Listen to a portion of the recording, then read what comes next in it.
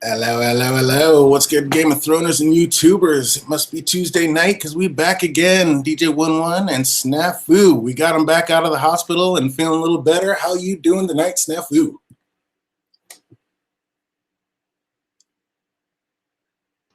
Sorry, I pulled a DJ. I had the freaking sound on on YouTube. Yeah, I'm back.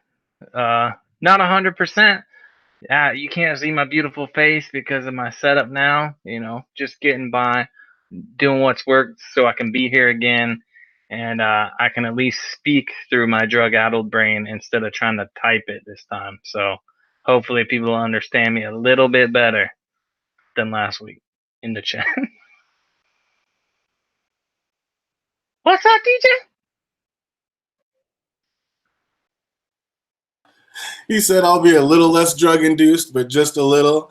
I know I was over in the chat looking at, we got Bridge 4 out there. What's good? We got Living My Rhapsody. Hello, hello, hello. We got a new one, the Reddish Fox. Welcome, welcome. Anybody who wants to once you're done with the goofballs and wants to see how a professional does it, definitely head over and check out Bridge 4. He's got an amazing channel, brings out all the real stuff, does it definitely a little more professional than the goofballs like us that just jump on and like to have a laugh. Check him out. Get over there for everybody that watches this later. What's up, LMR? How you doing today? Hopefully everything's good. Today we just flipped a coin, and by that I mean we asked Andy, and he said, let's get down with Bael the Baller first, so we are going to be doing it. What's up? What do you know about Bael the Baller, Andy? That he's fucking a legend in the north, in the far north, the true north, if you will. He's a legend up there where someone disrespected him, and he's like, what? How do you get back at somebody by disrespecting somebody? You go to their house, you play them a little music, you get them to love your music, right?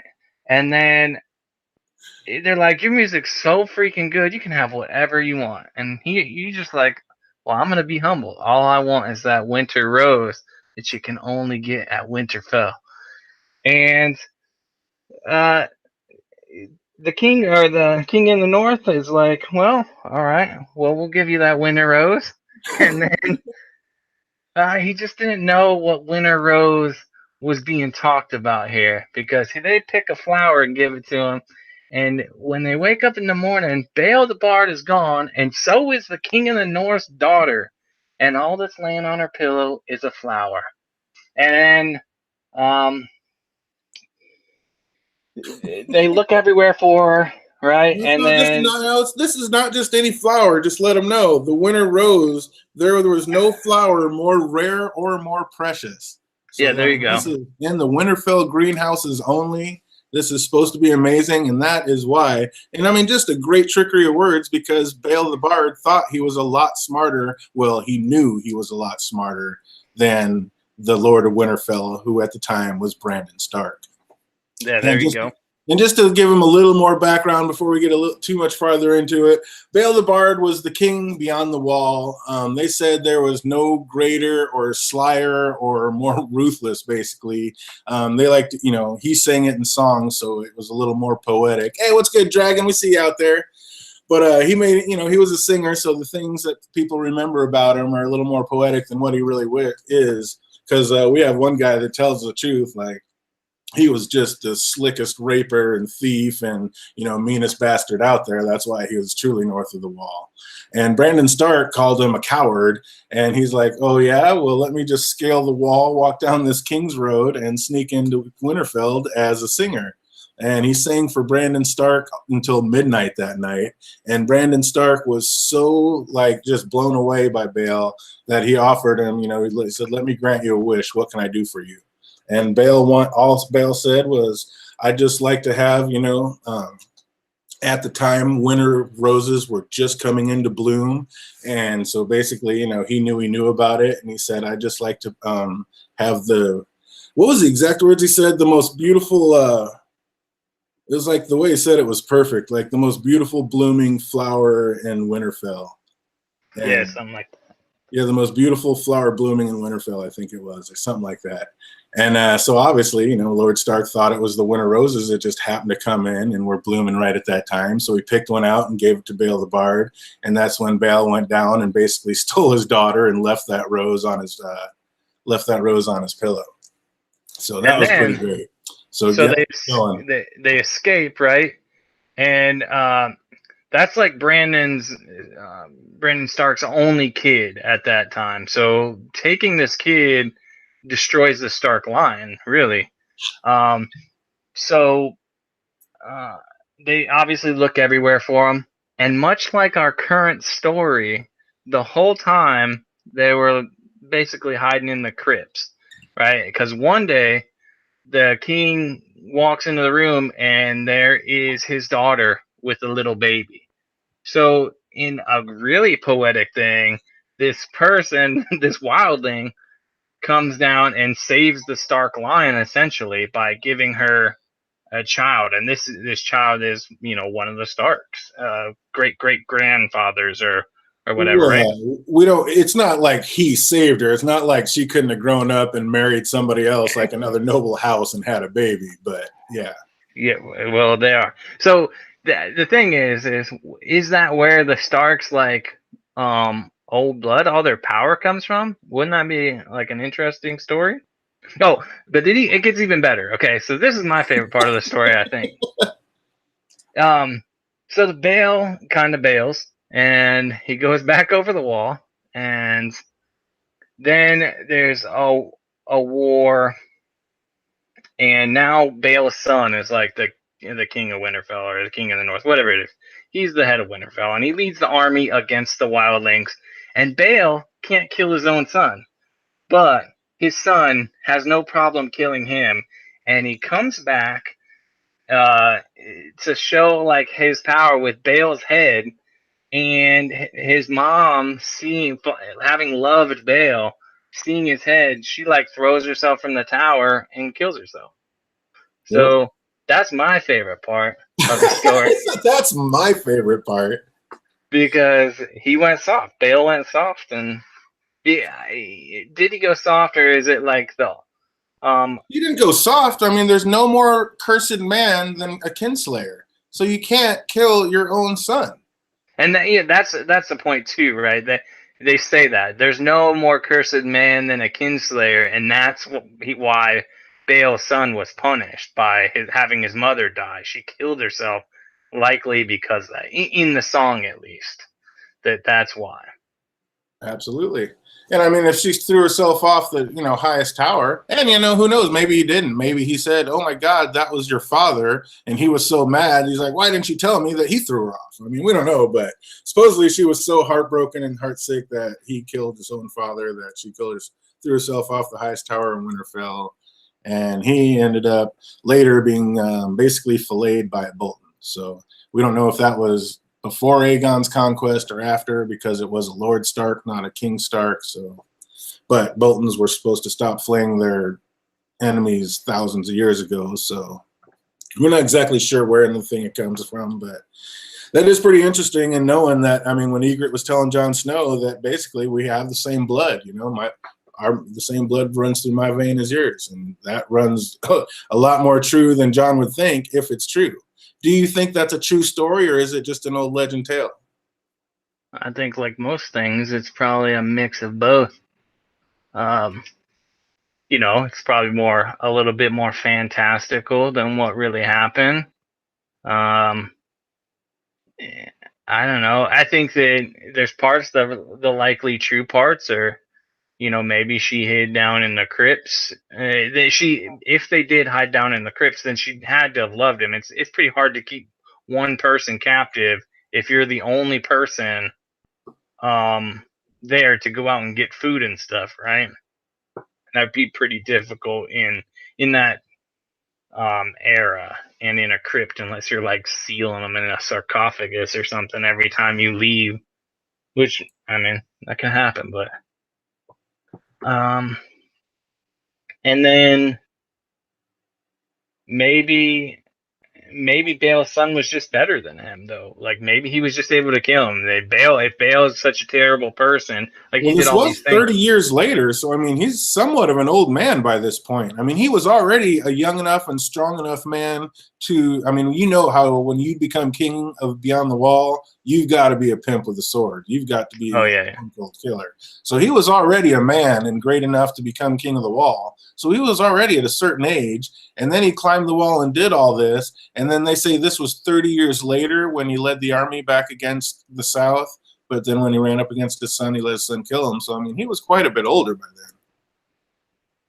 So I yeah. would say that, yeah, his son, being probably right around 30-some years old, was probably in his prime and actually able to kill him, I would think. Yeah, and it's unlikely that such a kind of a shit person's not willing to kill his own son. Right. I think that's kind of unlikely in the stories that we've seen so far. And that just seems a little unrealistic that he wouldn't be able to do it. But that's a way to elevate the person to show that he's really a good person. And it's a really clever way to if none of it was true, you are kind of taking credit for the Stark heritage. Like all the wildlings are, they're like everything great that the Starks did is because of us. Like that's a real clever way to do that too, to build yourself up on someone else's accomplishments. So I think if none of it was true, that's a very clever story, but that's something that a singer might do. You know what I mean? What part of it, if you think, what parts of it do you think wouldn't be true? Like I said, the end. Um, it seems kind of weird that a singer would just get anything. You could request anything from a king just because you sing so good. That seems weird, Well, but then he again, said, "Let me grant you let me grant you a wish." It wasn't anything. It wasn't like ask for Winterfell and I'll give it to you. So he was that's a very wish. clever in the way he asked for something.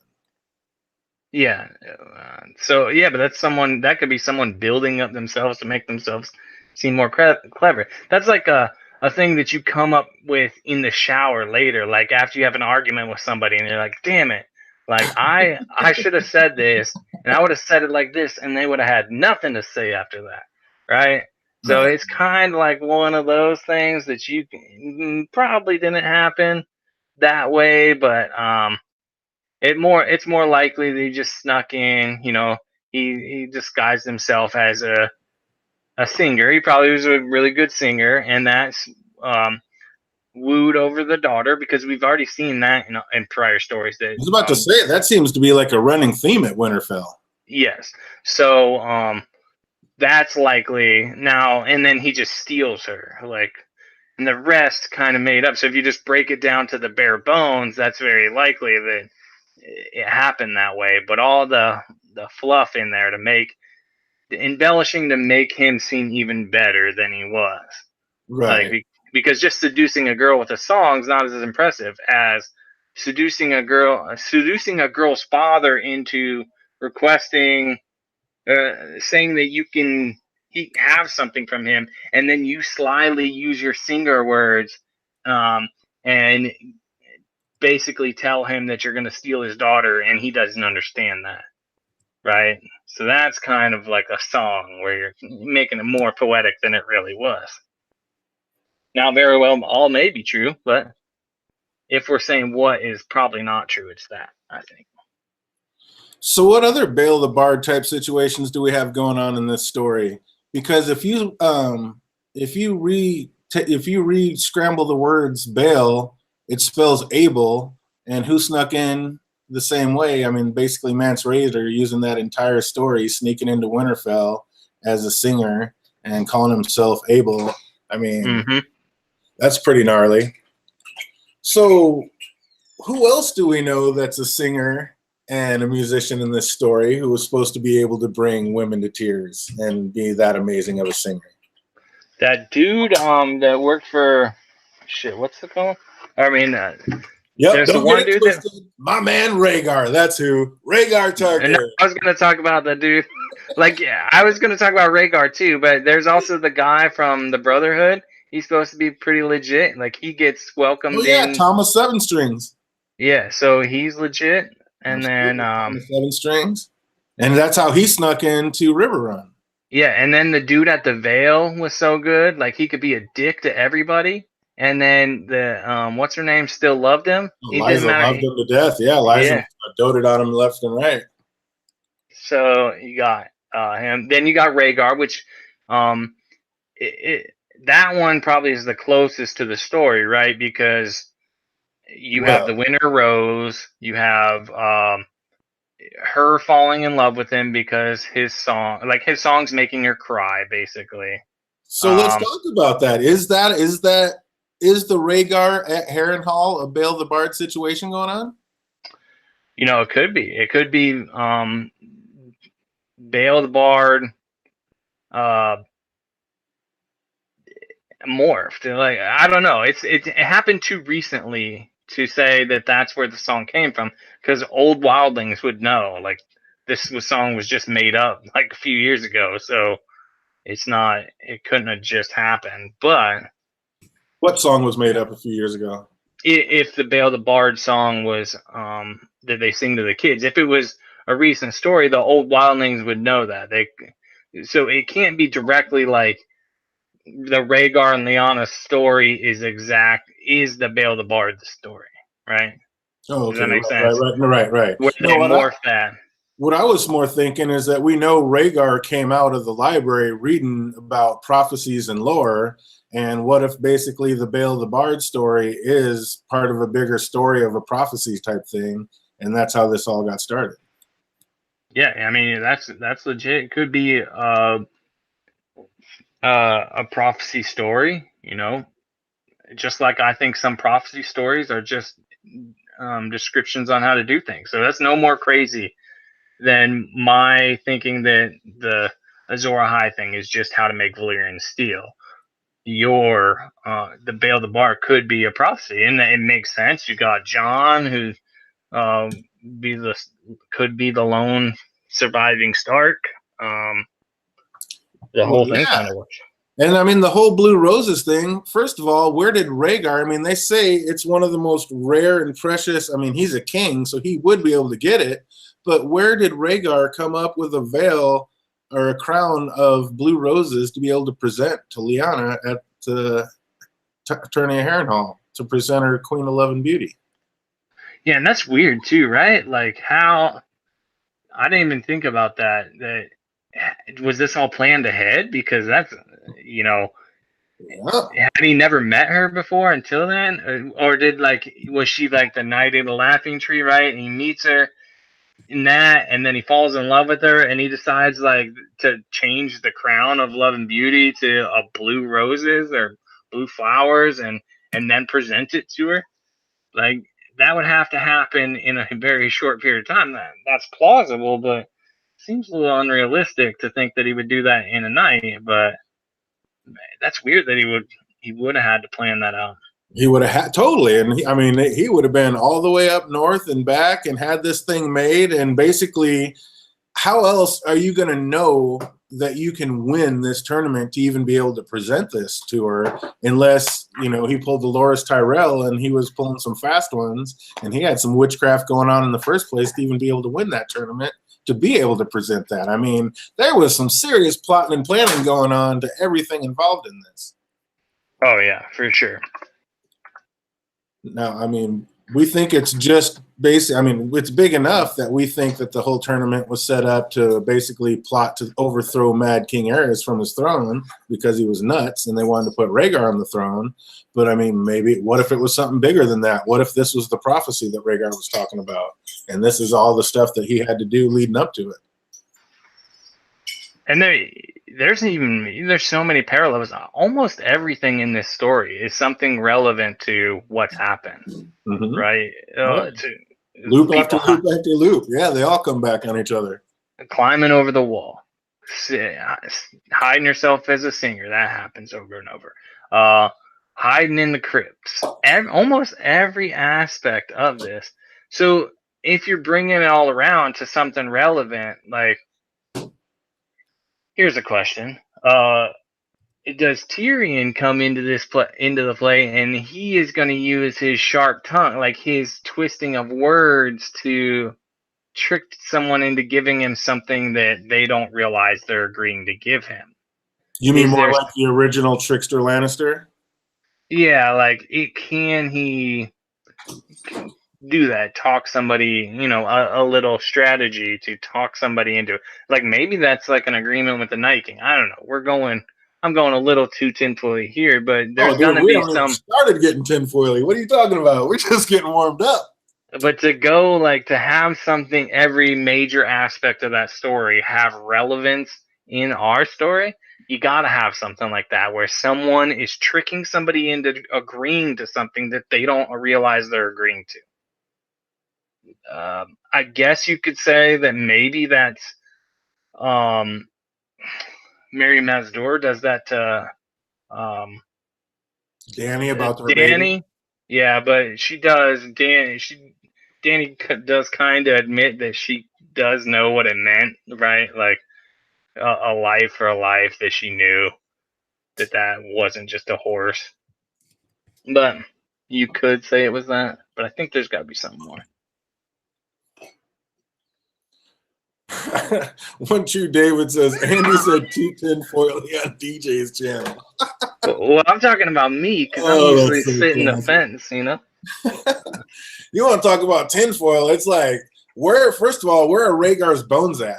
Is there any chance that Rhaegar's bones are in the crypt of Oh Winterfell? yeah. I mean, that's been a theory, and like I always thought that was kind of plausible with Ned to do that. He knew what would happen because he knew his sister's love for Rhaegar, right? If that happened, if everything happens like we think it did, maybe not DJ thinks it did, but everybody else thinks it happened, right? Then there is a chance that he would take the bones, right? That he would say, "There's no way that Robert's going to treat these bones with any respect. So I'm going to do the best that I can to treat him with, just like with this baby. I'm going to do the best that I can to keep it safe because it's the right thing to do." Yeah. So take it to the books for a second. Let's take it out to left field here for a second. Ned remembers when Lyanna died, rose petals, now dead and black, fell from her palm. So somehow, again, out at Tower of Joy, unless this is just part of the dream, that's a possibility, but somehow she still either had roses, what I'm guessing are roses from that crown that Rhaegar first gave her, and they were finally, dead and black, but she kept them all this time. And then another one of his dreams, a storm of rose petals blew across the blood-streaked sky, as blue as the eyes of death. Now, why does George R. talk about rose petals going through the sky as blue as the eyes of death, and also in that scene talking about rose petals being black in death? So,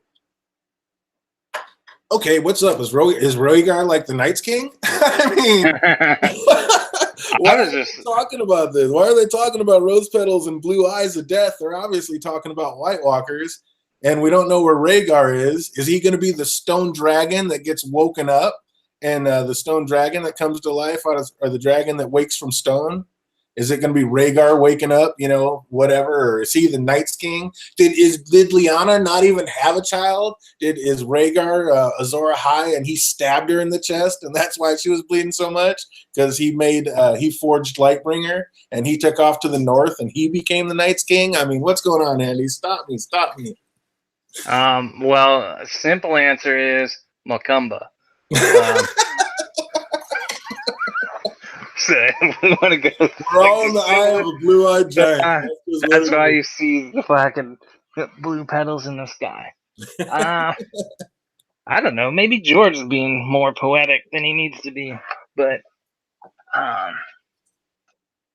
man, I mean that's definitely weird things, and they tell you about the White Walkers over and over, so that's not um, and that's not that surprising. But like I said before, a couple weeks ago with the Ghost Grass, that's definitely talking about the White Walkers from a different religion's aspect, right?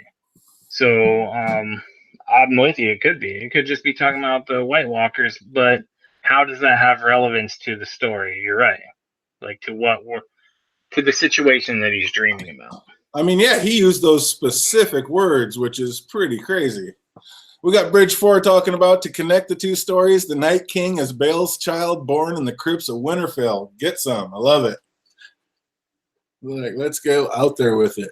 Now, you want to take it even creepier and crazier than that. What's the Night King coming for? So what if it's not any of that, but the Night King is Bael the Bard, and he's coming to pluck the most precious blooming flower in Winterfell. And basically, there's only one virgin left that I know in Winterfell. Is the John's backside. Ooh. The Night King is coming for Arya Stark. That's why she's running in that video. The Night King is coming to pluck Winterfell's most precious flower, our little girl Arya. Say it isn't so. If this comes true, I'm gonna be mad for so many more reasons that I just like Arya. Because it could be like probably not in the show. Like I'm gonna say probably not in the show. But if this comes to pass in the book, I'm gonna be mad for multiple reasons. One, that it could happen, and you just said it, and then I'm gonna have to hear about it for like every Westworld stream we ever do. I'm just gonna have to say, well, you did get that one thing right. That one thing. That one thing right over here. That one thing. But I don't know. I don't think so. I don't think that's what it is. But damn, now you got me thinking. Fucking got me sitting on the fence because I haven't deduced a reasonable answer why that couldn't be yet. Give me a second. So awesome. What's up, chat? Help him out. Andy's looking for reasons to dethrone my theories. They're sounding too real and plausible. Help him out. Somebody should have told Danny to send a raven to Mushu and Hiccup about raising them dragons. Oh, what do you say to death, Night King? Not today. Arya's gonna defy the Night King. Confirmed. She's gonna be running for her life. Confirmed. We know that. To be fair, Lyanna was a kid around Arya's age when she gave birth. Ah, base, stop it. You're starting to agree with me? That's not gonna pan well. Just because he spoke, it's gonna happen. Bloody jinx. Oh, that'd be so awesome. Not today. I got a headache. Ah, the Lady Elenia. That's awesome. Andy not on the fence. You're just high. Yep, he's taking too many of them good pills for his knee. Oh, it's awesome. My fucking cloudy brain. Oh, it's for anybody. I think the lady was like, "Who is on there?" It's me. It's Andy. I might sound different because I'm using a different mic because I'm like away from my normal setup because I can't stand on my leg for 4 weeks. So I can't get up and down, so I can't move my mic. So I just use my headset, which is a much worse mic. So I sound a little different. I'm sorry. But he's holding it down, soldiering through, couldn't go back-to-back weeks not being on, had to come out for the people, and we're so glad he did. So he's holding down like a champ. We can barely tell you're on like 50 Percocets. Yeah. Well, I'm barely literate, so last week it was very obvious because my very low reading and typing skills shone through as I'm trying to type in the chat to what you guys are talking about. But yeah, I'd much rather just talk shit on here and have my nonsensical stuff come out in my monotone voice rather than my misspelled words. And you don't have to type. Bael is an anagram for Abel we talked about, the one Mance used. And what else is an anagram for Mance Raider? Like I said in a video a long time ago, Sir Mr. A. Dane. Is there any way at all? I think I'm almost 100% at this point that I think Arthur Dane is Mance Raider. Is there any way that, I mean, is that just way out there crazy? And I just say it again, we got some new people out there that probably haven't heard a lot of my crazy stuff, but I'm almost positive that Mance Raider is Arthur Dane. But you think he's glamored, right? Like he would have to be glamored, or do you think he's just legit Arthur Dane? No, he doesn't get glamored until the Bones thing. But it was about the fact that he can be glamored, that it started making me think about different people being different, not who that you think they are. And the way I mean, Jon Snow's a pimp with a sword. And I mean, when he gets mad, like he gets down and he's thumping on everybody. And he was mad, and him and Mance were going at each other. And Mance, first of all, when Mance grabbed that great longsword, it's like it had been a while, and he started flipping it around like, oh yeah, daddy's home. It's good to be back. And, the only person really going to be that great and that good with one of them big old long swords, Sir Arthur Dayne.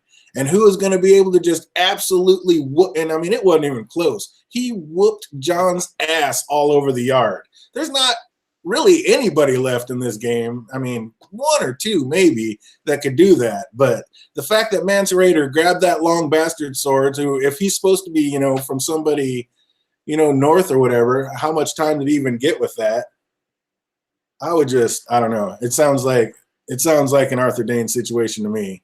He was too good with that sword, and he was too easy at beating Jon. And like I said, you mix up Mance Rayder, who already mixed up his name Abel to become Bael, or like mixed up Bael to become able to sneak into Winterfell. I think he's mixed up Sir Mr. A. Dayne to Mance Rayder, and yeah, I think that's one of our clues. You think so? So Arthur Dayne is an anagram for Mance Rayder? Like that works out? Sir Mr. A. Dayne. Sir Mr. Sir Mr. A. Dayne. So you have to add an SR, an SIR, and an MR? No, you're not adding. What do we call? No, sir. I mean, this is Game of Thrones time. Everybody's a sir. Yeah, but you're asking a sir and Mr. and then only abbreviating the first name. I gotta call just give it to you. That's crazy, tinfoil. You gotta add two prefixes and then take out the rest of his first name. But if it is, I'll do something stupid. Like I'll do something stupid if that's true. Because also Corn Halfhand, right? He served with Mance Rayder, right? So he would know. He would recognize Arthur Dayne. What he was with? Who did you say? They served at the same time, right? Who was it? I think it was Corn Halfhand. Was that they were in the Night's Watch at the same time as Mance Rayder? I'm not sure, but there's some people that think Corn Halfhand is one of the other Kingsguard.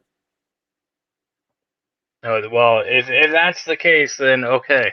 But I'm just saying that some people would recognize Arthur Dayne. That's why I asked if he would need to be glamored to be Mance Rayder, because people would recognize Arthur Dayne.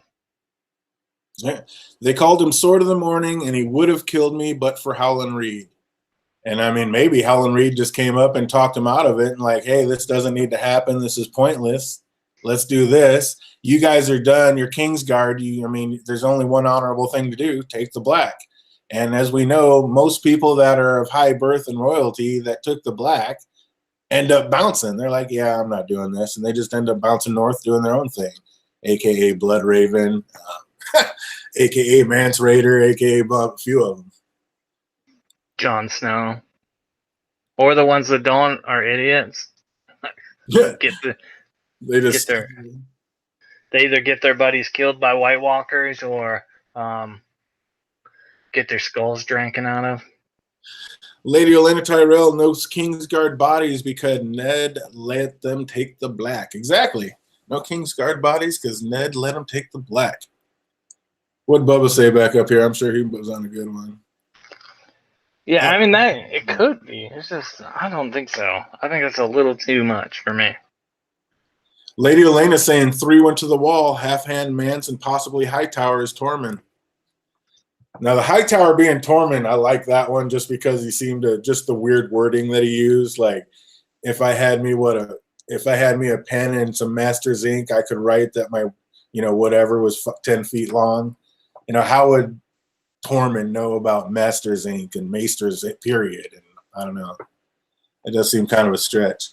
Well, but it's not like they would know about Maesters, because they'd come over and pillage people, like castle, like towns and stuff. They would run into a Maester or two from time to time. Yeah, they would know it's a Maester. I mean, yeah, they would be like, they got these smart ass people down there. All right, they got some really smart people that wear these weird necklaces. We should capture a couple of them. Like, that's what I would do if I was wilding. I'd be like, now tell us how they make this shit. Right? Our steel is shit. How do we make it better? He said, yeah. I don't know. There's like I said, there's just some. I've actually heard that theory before that somebody thinks that Tormund is Hightower, the old bull, because he was the head of the Kingsguard at the time. And basically, I mean, that is the only way is to either go north, either take the black, or even keep going farther north of the wall. That's the only way they could live or get by. So it's plausible. It's plausible that Arthur Dane wouldn't even want to fight everybody. Like he wouldn't want to kill Ned right outside, like with his sister in the tower. Yeah, and Ned had a reputation already. You would know that Ned Stark's not going to go in there and kill a freaking baby, right? Yeah, exactly. So yeah, I mean, that's plausible in that aspect. If you're Arthur Dane wouldn't have to kill Ned. Like me, you're right. Like, what's his name could say, honestly, this is Ned Stark you're about to kill. Like, what? You think he's gonna go up there and kill his nephew? Get the hell out of here, or whatever. Like, that's his sister. What are you, dumb? So why do you think George used that particular verbiage when he was putting that out there like that? Why do you use those words? I mean, a storm of rose petals blew across a blood-streaked sky as blue as the eyes of death. Man, it's bad when you can't read your own writing. You write too fast. Let's say blue as the eyes of death. That's just a really weird term to use for down there at the Tower of Joy. Ooh, the kid drinking. Could be. I feel like it would have something to do with John, like his importance in the war, but man. Once you David Adams says, if Tormund is a Hightower, I seriously am questioning the bear fucking a little bit more. Oh, classic DA. I'm sorry, but yeah, that was good. Yeah, no, you're good. So, keep going. I was just going to say my thoughts are kind of fleeting, so maybe that's why he sees both like blue and black, right? Like, maybe the kid, this scenario has something to do with the fall of the White Walkers, or that this kid that's being born is becoming death, right? You go from the blue to the blue is the eyes of death to black, black petals, or vice versa. It's just weird. I mean, it has to tie in. I mean, at least we got to get there, right? I mean, it has to have something to do with that. Which, I mean, when you think of eyes of blue or eyes as blue as the eyes of death or whatever, I mean, you think of one thing. So if they're tying that together, it has to do something with the White Walkers. And I mean, this Bael the Bard situation is exactly what Rhaegar did. Is Bael, if not those two, I mean, a little more feasible, is Bael the Bard the Night's King? I think, I mean, that makes so much sense, and it ties all that in, just like I said earlier. I mean, if he really is coming to pluck the most precious and rare, blossom at Winterfell, the only virgin we know of is little Arya, and we see her. It opens up with her running for her little virgin life. So that would just be crazy. The Night's King is Bael the Bard coming for Winterfell's most precious bloom. I just want to put this out here for everybody that I have no part in this theory. So this is a one-man show when it comes to that one. I'll tell full credit to DJ on this if it's right. I don't think so, but it would be kind of cool. It would be a kind of cool way for like the wildlings to have like a fantastical story about the White Walkers, just like every other group of people does, right? But theirs is just like theirs is a story of their greatness. Like they made it into something about how great they are in a way. Like they're somehow a part of it. They're people. Maybe that's the first men blood or whatever, right? So there's something special about it, and that's why they relate. Like the Night King is a wildling or whatever. So do you think the Night King coming to Winterfell specifically, or is this just another, another man in the way on his way down south or through all of the Planet Coast? Is this just another stop? I think then they're likely gonna want to go further south. I think they'll get at least a little bit further south, honestly. But do you think Winterfell's like a special stop or just happens to be on the way through? I think it's special for a reason, like somebody's there, something he wants. Like, because you really wouldn't have to stop by Winterfell if you were going south, right? Huh. You could just bypass that and go to the neck. Um, Especially if you're starting at Eastwatch, like there's a much easier way to go down. But um, yeah, I think maybe there's something there he wants. I don't want to say necessarily John, but because he could have had John be on the wall if he really wanted to. So Is it Monster? Is he coming after Gilly's baby? monster. Uh, it could be, it could be. That is a deal. A deal was made and it was broken because that baby was not given, right? And Absolutely. like, Let's talk and about that for a second. Well, we got Bridge Forward back here was Mance, OT, Jon Snow. Corin was my enemy, but also my brother once. So shall I thank you for killing him, Jon Snow. So yeah, it's basically letting him know that he was definitely also in the Night's Watch. Or curse you. Half hand went to Mance is Dane. Hightower is Tormund. We talked about that. If Tormund is Hightower, we talked about that. But people like Ned Barristan and Dane have a very strange views on what defines honor. But I would still say those are three of the most honorable people in the story for sure. Tormund's mother might have been an Umber, Hightower's father. Chrissy, but it's in Tormund and probably not that bad. But they're getting it in. They're going deep in the chat. Sadly, it's close to midnight. Take care, Alicia Kingston. Hope you have a good one. Catch you on the next one for sure. So yeah, as far as going beyond the wall, what do you think Craster's part in all this is? Because obviously this started with Craster and donating his babies. First and foremost, is Craster a Targaryen? Or does he have anything to do with the Targaryens? as you know, I believe everybody is a Targaryen. So yes, he's there. He is a Targaryen. No, I don't. I had um, not to say that he isn't, but up until right now, I had not thought that he was. Like it didn't. The thought really didn't cross my mind that he would be. So Really? yeah.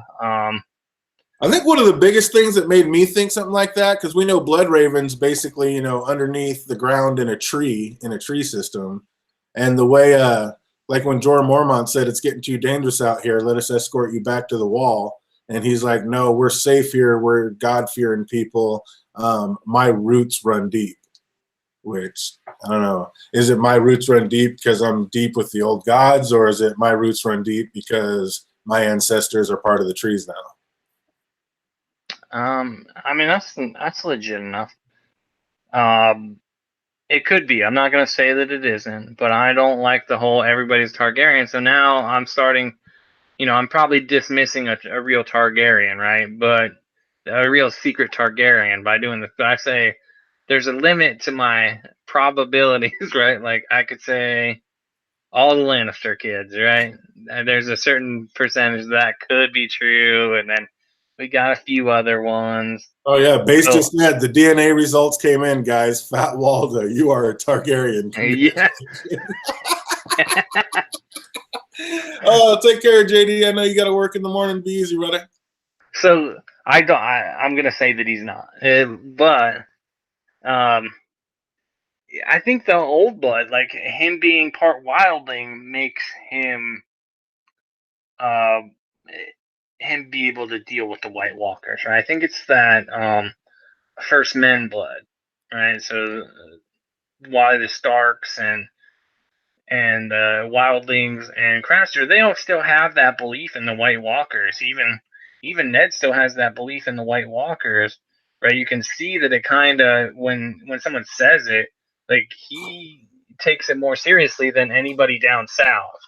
And maybe it's that old blood, the old magic, whatever it is that they have in common, which makes them significant in this way. It's not necessarily Targaryen blood. It's just more of like the men of the blood of the first men.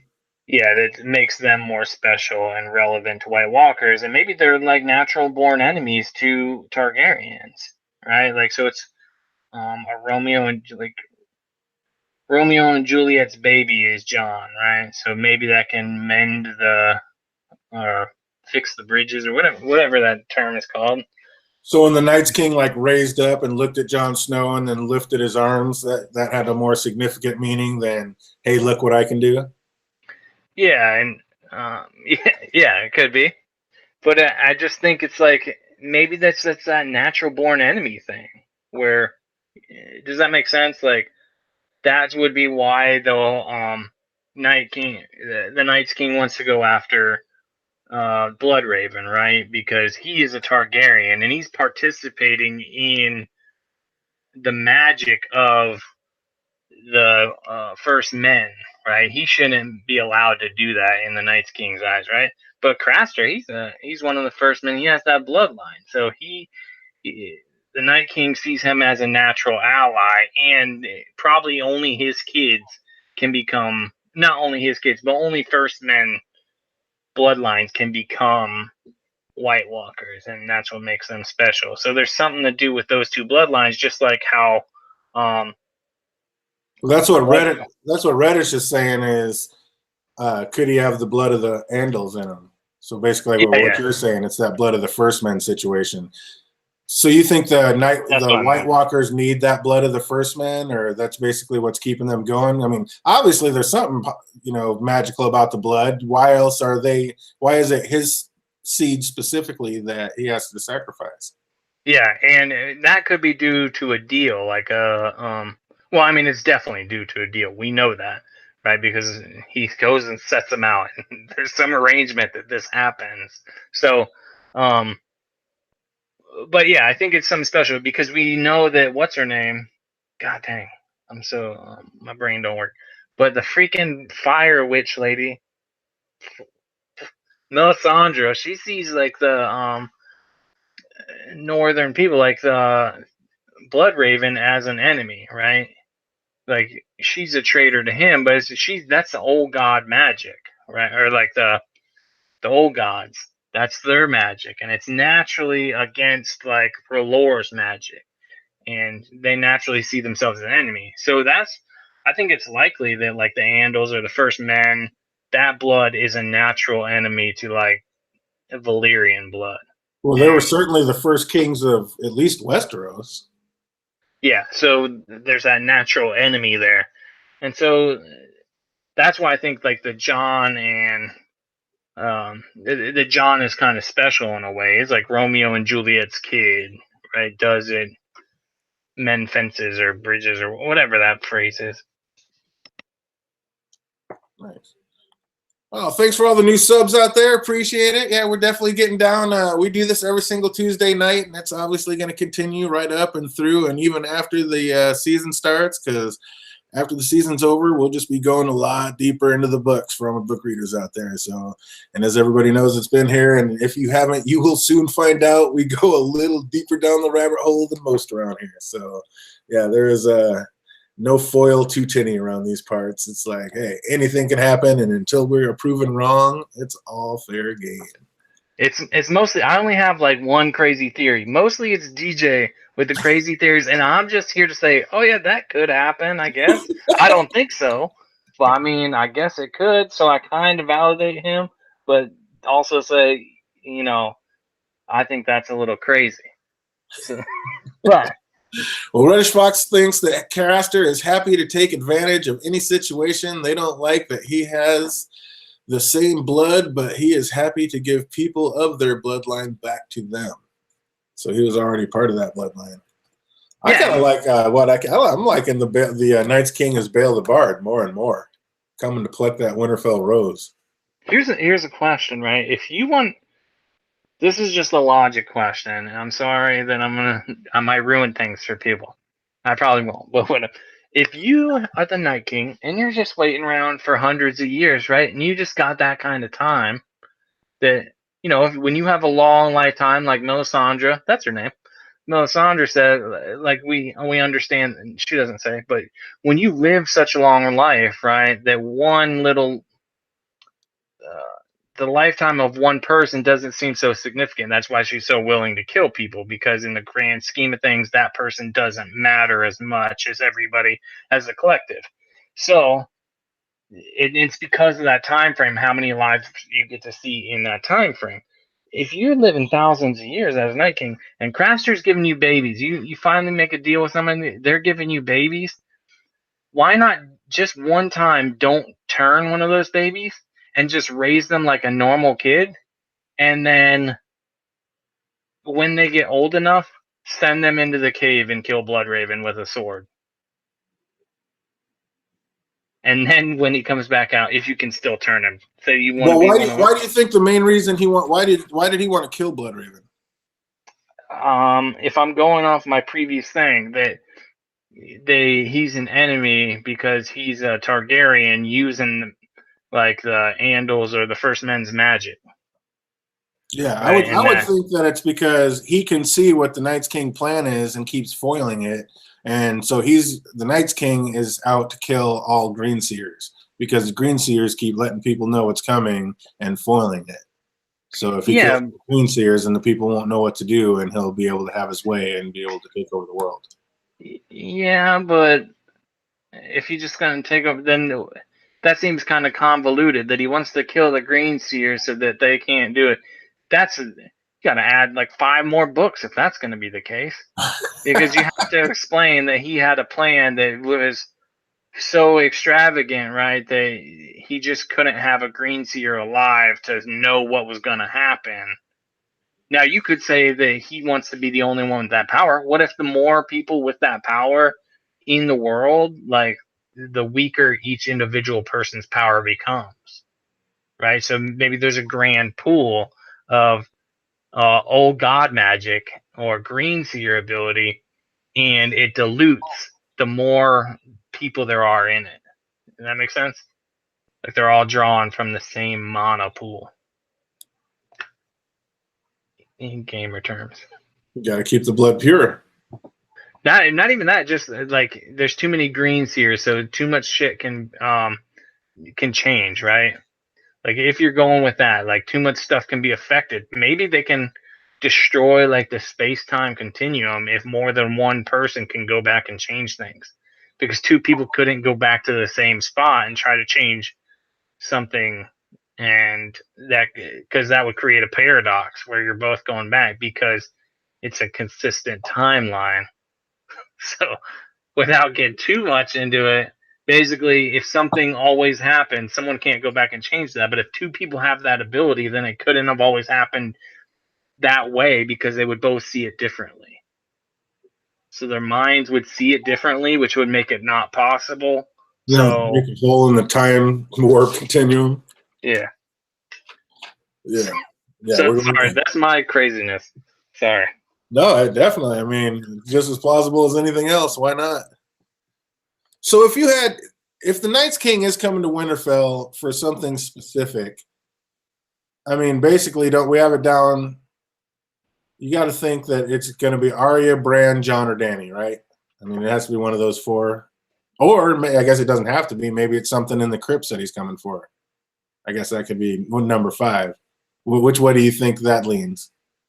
Sorry, say that again. I was reading the chat. So if the Night's King is coming to Winter, I think the Night's King is coming to Winterfell for something specific, and I think it's either something in the crypts, Arya, Jon, Dany, or Bran.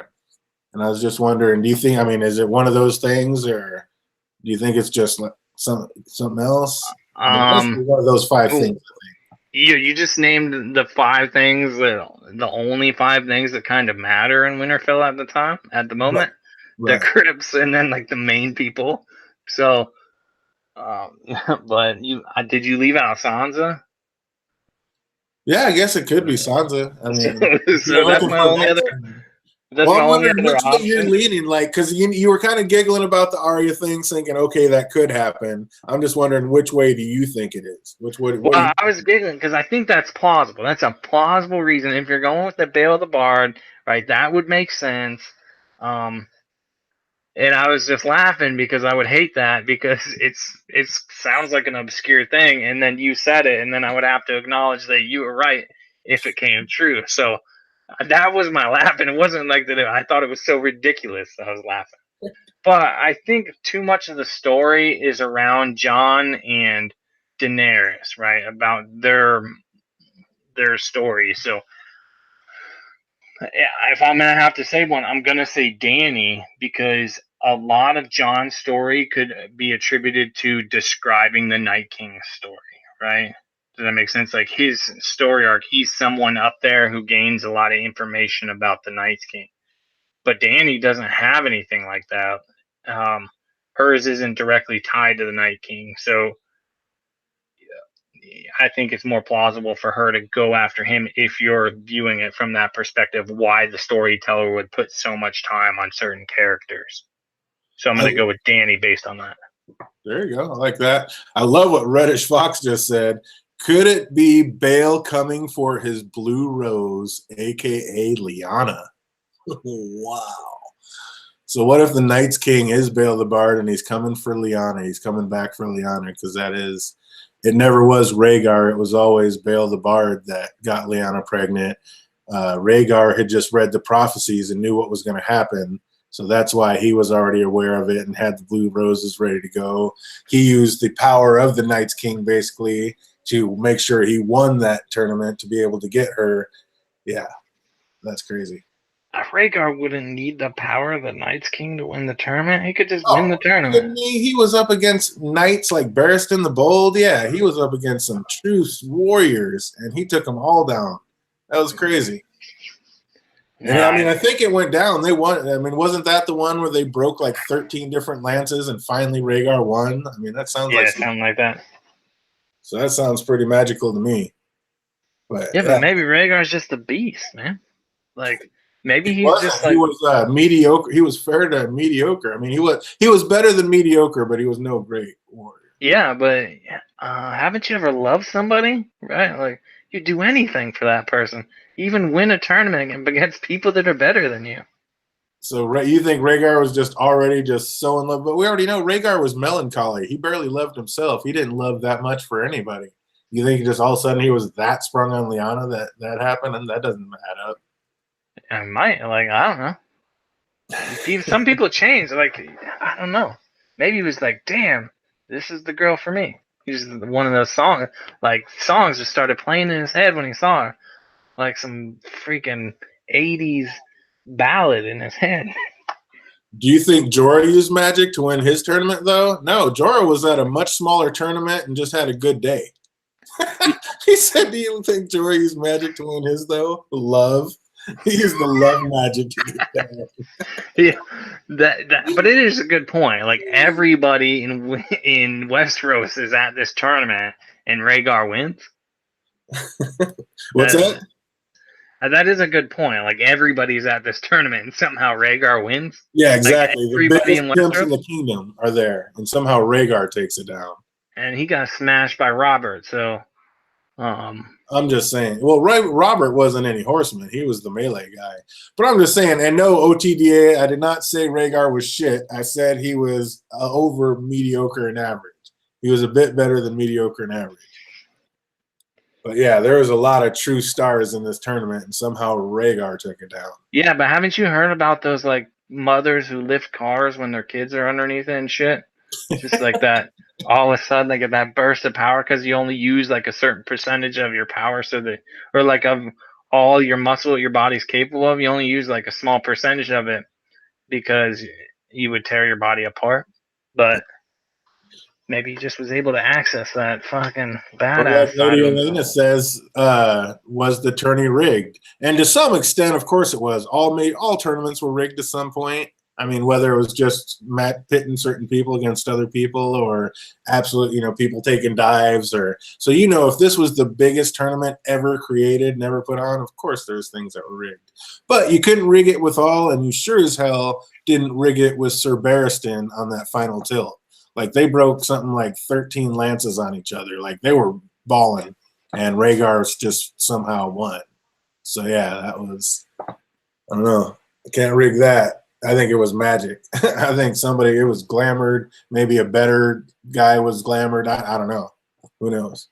Maybe Rhaegar was knocked out in a stall somewhere, and the Night's King glamored himself to look like Rhaegar, and that's why he had the blue roses already, because he's the freaking Night's King. So he came over, dubbed her. He's like, he don't care about Elia. He just came to see Lyanna, dumped the blue roses in her lap, and bounced.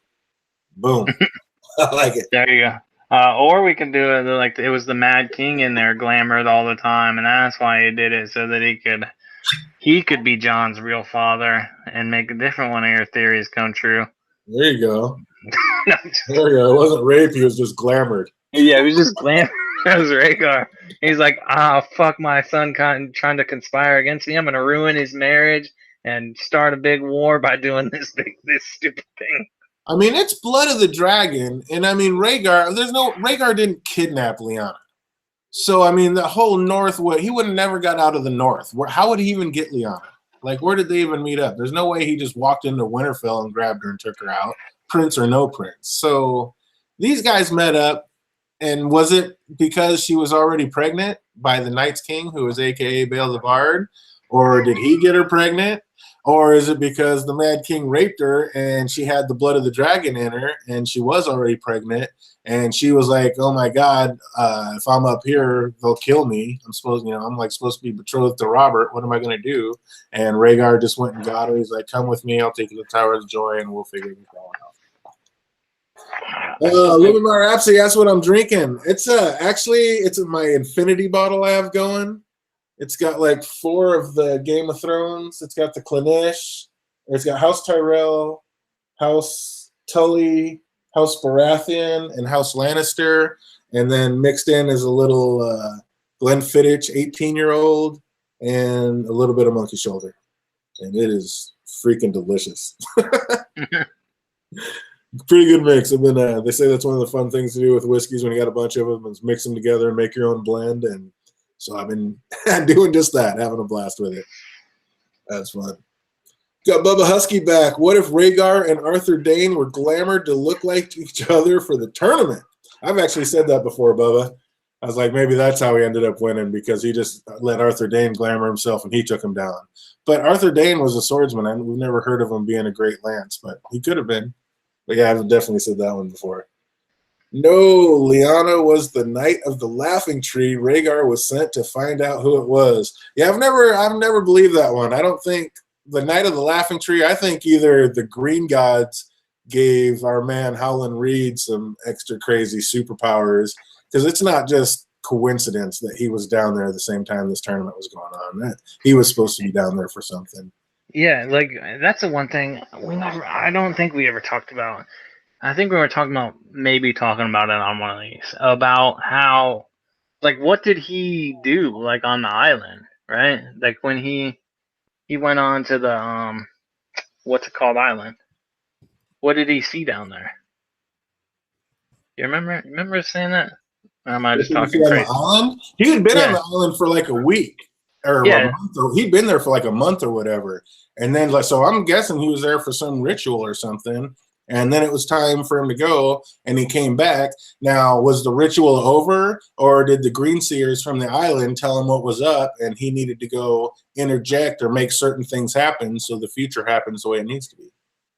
Yeah, and that would be legit, but then that gives more.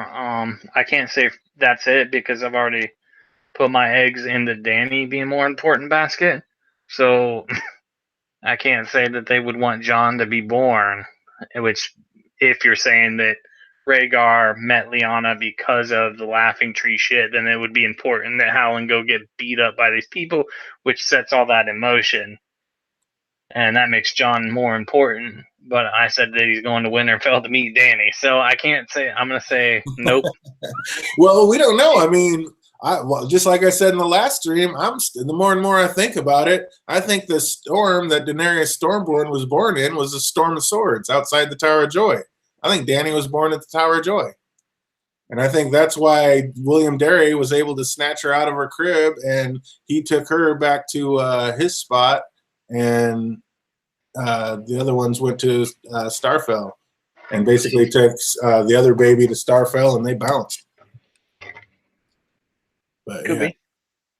because there's no way Ashara Dane didn't just that story doesn't add up. She didn't just go to Starfell and just jump off Starfell for no reason because she was lovesick because she couldn't have Ned Stark, the quiet. Well, he might as well have lost his head, right? So, He might as well lost his head. Yeah, that's Bael the Bard shit. Like maybe somehow she saw him losing his head in the future, and that's why she did it. There you go, back to Bael the Bard. There's another Bael the Bard story. Ned was love Bael her. the Bard. Ned. I'm just saying, the repeating of the situation. But why would Lyanna fall for someone as as Rhaegar, the harp-playing dork? Arthur would be a better match in character than Mr. I need to make the chosen one. Well, there's weird things that happen in biology, like typically there's sexual dimorphism, which means this is why like girls are more soft, not like soft, but like have softer features, and men have more rigid features. And why women are attracted more rigid features is because it's definitively different from themselves. And someone that's so badass as Lyanna, maybe she wants a more soft man, right? Because she is the pants wearer, and then they're just sexual. Their dimorphism is opposite. Oh, So, question and answered. there's that. There is that. Love beats hate, light beats darkness. That's even ancient text. What's up? Welcome, Scripts to Clips.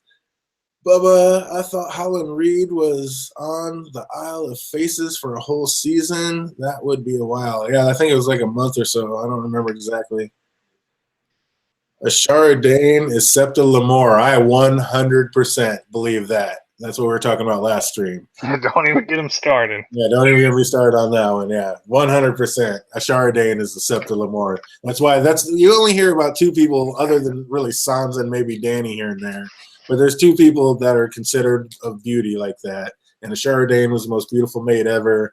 And Tyrion makes note that she looks like she had a kid, but for as old as she is, she's still extremely beautiful. So yeah, 100%. And there's other things, but yeah, I'm just saying.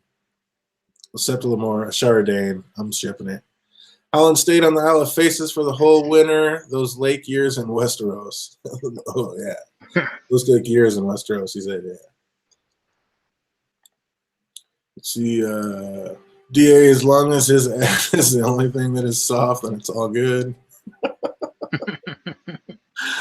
Oh, yeah. Thanks again for everybody who's subbing out there. We love the subs. Makes it all worthwhile to get on here and keep creating the goofiness. Are you questioning Arthur Dane's softness? Oh, Arthur Dane was the man of men. So, yeah, I don't know. I think we got some things going on with that and a lot of parallels, and it is just a trip about how many singers and sneaking in and the Winterfell thing with how many different people coming in and out. I don't know. I'm just waiting for the Night's King to break out a harp or a lute and start singing to get into Winterfell. Maybe he'll have like a magic harp or magic lute and he'll like blow the doors down with that thing, and that's how they enter Winterfell. Or that's how they get into the clips. What if, okay, so I'm going to throw this out there. Like, what if, because I am a person who believes that old Nan is constantly true, right? Everybody, her words are truth. So, what if Bael the Bard is not the Night King, but his son becomes the Night King? Because, Well, then like, the Stark. Yeah, Bael wouldn't be a Stark, but his kid is, and then it's kind of a tradition at that point. And he got skinned, so maybe he got skinned and they threw his bones out and his bones went into winter and somehow the snow created the Night's King? Something. I don't know. Only because the Boltons supposedly skinned the sun, that makes it a little hard. But I mean, you never know. They do have some of them. The White Walkers have some weird ass skin, so hey. Night King born in the crypt of Winterfell is spot on. Is there a way the Night's King was born? You think that? I mean, he likes that, yeah. Bridge 4 well, is yeah. So if So see, Bridgeport takes my crazy thought that's just out everywhere, and he makes it into like a nice, concise little thing. Like that sounds legit. I'm like, yeah, that's what I was talking about. Yeah, exactly. Yeah, Those facts. That's what I meant. you focused in on the part that I was really focused on, but no, yeah, that seems legit. That's like a good way to say it's cool. It ties in the crypts, the importance of the crypts. So maybe instinctually the Night King wants to get down there. Maybe there's something down there that he needs. That's his birthplace. Yeah, he says the skin part is a cover-up, just like them erasing Night King's records and banning his name. Because if you think about it, Master Lewin doesn't really ever talk about him. Yeah. But then again, Master Lewin and Old Man, the storytellers of all storytellers, as far as we know, neither one of them have ever said anything about Bael the Bard, which kind of goes back to the fact that maybe that is more a wildling story and not so true.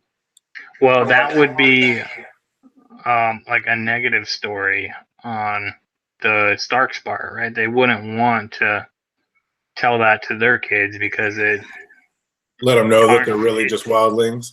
Yeah, it tarnishes their name, and it might tarnish their name to all the Northerners. If you think about it, like, okay, these people have the blood of the people that are coming to kill us and steal our women all the time. Could be. Or like Scripps says, he could be looking for his cell phone or his keys. You're in the right place. And he doesn't have his wife to find them for him. That's the thing. So there you go. Background, he needs Arya to find his keys for him. Damn, full circle. So if he is coming for a woman, is it more likely to be Dany? If he's looking for his Night's Queen, is it more likely to be Dany, Arya, or Sansa? Let's go with Dany. Ooh, he likes them dragons. So if we're saying in the show, then I'm gonna go with Dany because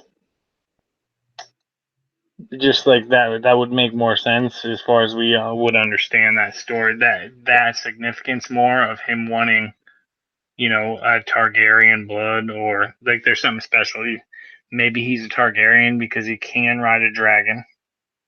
He did. And so even if it is warged or whatever he's doing, and maybe he wants a dragon army. I don't know. But I just don't think the Arya thing that would pan out in the show, because people would be like, what? They flip out. She's too little. Yeah, I like that. But I don't know. They did burn a little girl, so who knows? I like Bridge 4, he says he's looking to Netflix and chill in the crypts. But he says he never makes anybody laugh. I told him he was a humble liar. That's awesome. Oh, we got scripts and clips. I'm thinking Cersei. That's where I was going next with it. It's like, do you think it's not any of those three, and he's just going to walk right on down to Westeros or King's Landing and grab Cersei, and Cersei's going to be the Night's Queen? Oh, how fucking terrible would that be? Oh, that could totally happen. She's probably a Targaryen. As much as she loves it, he might have Targaryen blood, so he might want to keep the blood pure. He might be coming for Cersei. Yeah, there you go. Like, everybody's a Targaryen, especially Cersei. Absolutely, Cersei. Her craziness. We know the Targaryens love their fire like they're like possessed with it. They love their fire.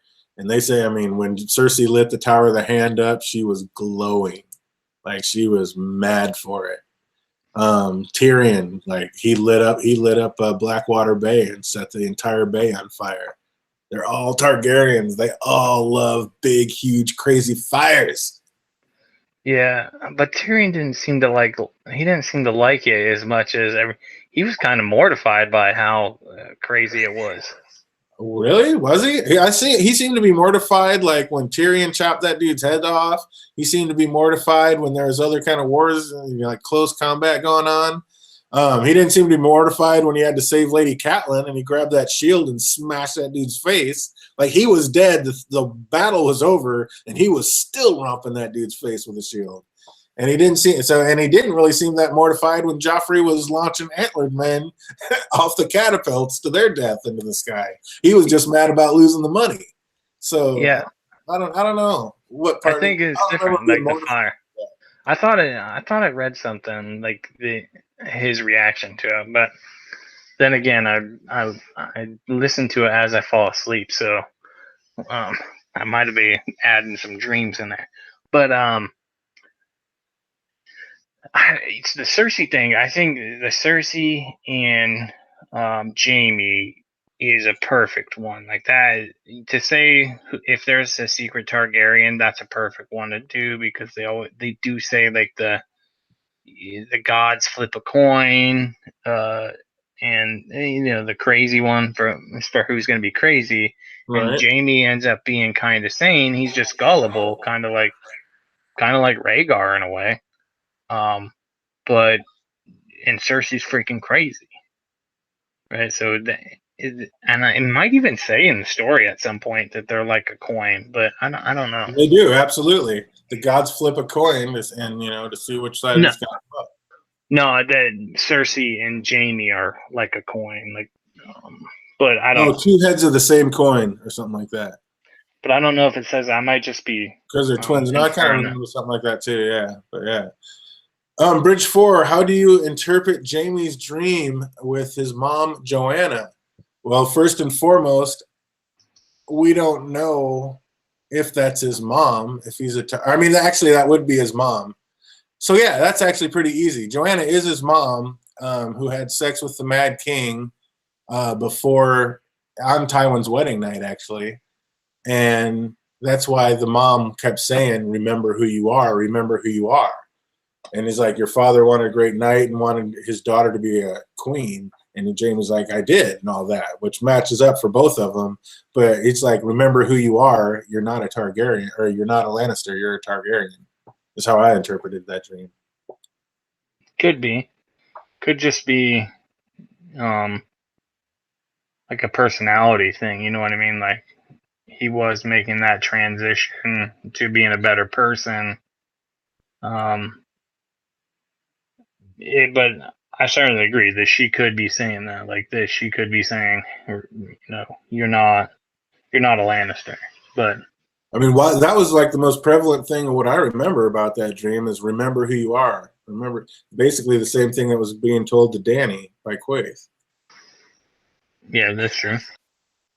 Uh, Tywin dreamed that his son would be a great knight and that his daughter would be a queen. He dreamed they would be so strong and have a beautiful. They'd be so strong and beautiful that no one would ever laugh at them because we know Tywin hated being laughed at. Yeah, I think Tywin was sterile, 100%. I don't think any of the kids are his. I think they're all Targaryens. I am a knight, he told her, and Cersei is a queen. A tear rolled down her cheek. Because, yeah, you're not getting what I'm saying. Remember who you are. You're a Targaryen, not a Lannister. Just like when Tyrion used to go down in the bellies of Casterly Rock and just stare at the dragon bones or read the books and, pretend that he was burning his father and his sister, which leads me to believe what I was asking on the last stream. Was that a premonition or foreshadowing that Tyrion's going to jump on a dragon and burn Cersei? And then maybe that's what happens. Tyrion burns Cersei.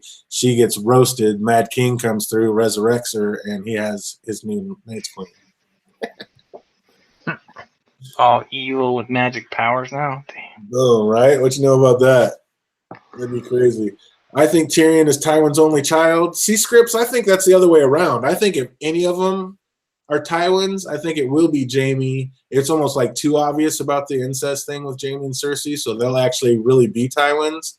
And Tyrion, because that Lannister Frey chick said that don't you get it twisted, Tyrion's your father's son. Like he always loved you most, but Tyrion's your father's son. So that's why I was like, it's like they're trying to throw you that way so hard that I almost think it's reversed. But that's just me always looking to the other side and fighting what's right in front of Yeah, me. I think that's true. Like, because that's the problem, right? That like if it were to ever come out um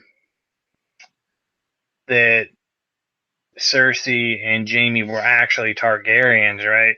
Then and you have Tyrion as the only true Lannister, then then Tywin's true legacy is whatever Tyrion does, right? Like, he worried so much about his legacy, but after that would be found out, then everything he did that made the Lannisters great wouldn't matter unless Tyrion does something great, because he's always going to be looked at, like, laughed at, because he raised the Mad King's kids, and so it would be kind of poetic in a way for all of his um, legacy that he cared about so much to ride on Tyrion's shoulders. So I like that better. I think not everything is like a red herring, like you think, but right. Yeah, that'll be an interesting one when that gets unfolded. But I mean, yeah, maybe they're all Tywins, but I don't think any of them are Tywins. So yeah, that'll be a big one to be cleared up. I like that. I like that a lot. So we got all sorts of.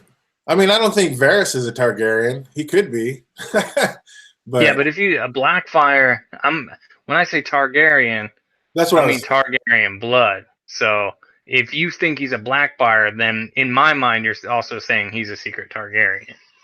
Right. And he might actually be a Targaryen because, like, when they first introduce him, I mean, what did they say? He was like fat, perfumed, and as hairless as an egg. And who's the only other person that we know shaved and was hairless as an egg to hide his Targaryen hair because they would have known he was a Targaryen instantly.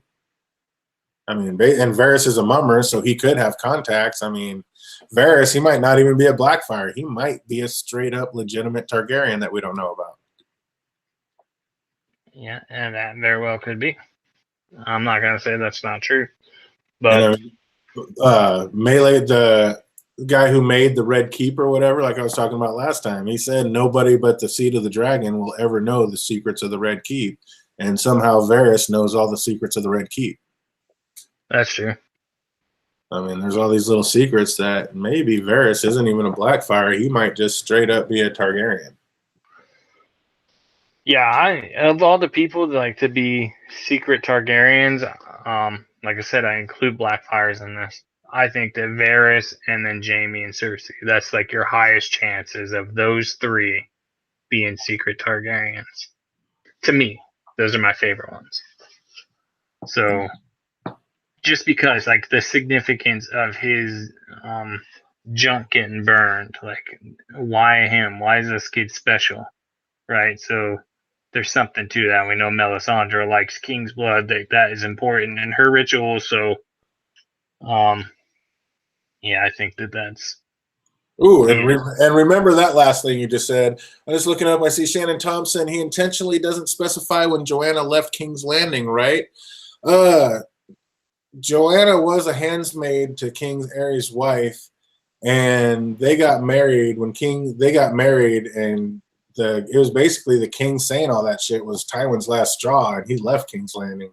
He wasn't the king's hand, and he left King's Landing. As far as I remember, that might be a little mixed up.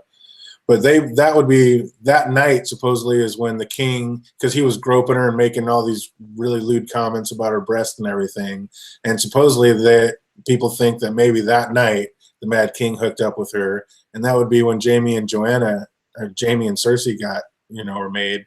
And then there was a 20-year coronation for the Mad King's 20th year of being king. They had a big tournament, and that would be the second time when Tywin and Joanna were both there at that tournament for the Mad King's 20th year coronation, and that could be when Tyrion was made. So that's basically the two times where they were together, how it could correlate, how the Mad King could be all their parents. Yeah, that's true. And so in that time frame, like I don't remember this, and I don't even know if it was said. So Joanna wasn't there in the time that that Tywin was Han. Yeah, he was. Joanna was what's her face's handmaiden, Rhaella's handmaiden, Mad King's wife. Yeah, well, so it wasn't until they got married. Okay.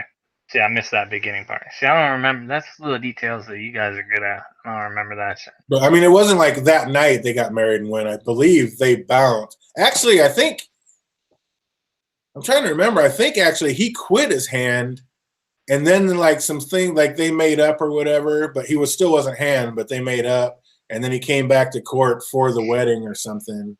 No, I think it was. I think he was still hand, and he made all those lewd comments, and people were laughing about him afterwards because they know he was laughing, and Tywin can't stand being laughed at, and that's when he was like, "Fucking, I'm out of here," and he resigned his hand and went back to Castle Rock with Joanna. Yeah, and okay, and so that would explain a lot why he wanted her too. Like if she's the handmaiden and he doesn't care about her until she's going to marry Tywin, then she's important to him because the Mad King doesn't like being laughed at or being disrespected and everybody thinking that Tywin was running the kingdom. Right, So exactly. That's why he so started hating him. Yeah. so it's a good revenge thing, and they're both it's their prides getting to each of them, And it could have went causing. deeper than that because we already know like the queen was already releasing handmaidens left and right to the point where after that she got rid of all her handmaidens before her words were before the Mad King turned them all into whores. So I mean, it's not like he was already having his way with all her handmaidens. So I don't know. Who knows how deep? Maybe he was already planning something with Joanna, and then Tywin marries her, and maybe he's still got some old feelings and he's a little bitter about it. Or maybe they really had some requited love that nobody knew about, and they really did want to be together, and that's how Jaime and Tyrion were born. Who knows? Maybe it wasn't rape or anything like that. Maybe they really did have some secret requited love, and Yeah, but that seems like that's something like the Mad King would be like, no, like it doesn't matter what you say. She's coming back here because I don't care who you are. He's the maybe. Mad King. I don't think you're allowed to do that with nobles' wives, or basically you start losing the nobles and you lose your throne. I don't think you could really do that once they got He's the married. Mad King, though. Right, but It's accepting to do that to someone that's betrothed. Like when people come down and demand that you like give my sister back or my daughter back and shit, your son stealing my daughter. And he's like, okay, like let's burn and strangle him, right? Because of this, then clearly he doesn't care about what the right thing in this situation is. Just saying. hashtag free the handmaidens. Oh, that's awesome. But yeah, definitely. Most definitely. So yeah, I don't know. That's where who knows the Mad King, man. I don't know. I'm a little more wavering than I used to be, but I'm still sticking with it. The Mad King is Jon Snow's dad. That's what it's going to boil down to. I'm glad that I can get you a little bit more wavering. Like we got to bring something back to reality. Here's the thing: even if you gave up on that theory, like it's not like it's still back there that was your theory, and someone would have to fucking climb through all the more current theories to realize that you changed your mind and bring it back up.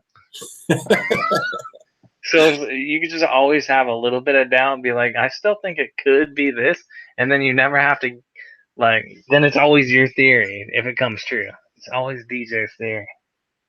I just want to know where Rhaegar. Yeah, there's someone. Like I said, we need some more answers to that Harrenhal thing. Where did Rhaegar and Lyanna hook up? Why did he already have the blue roses?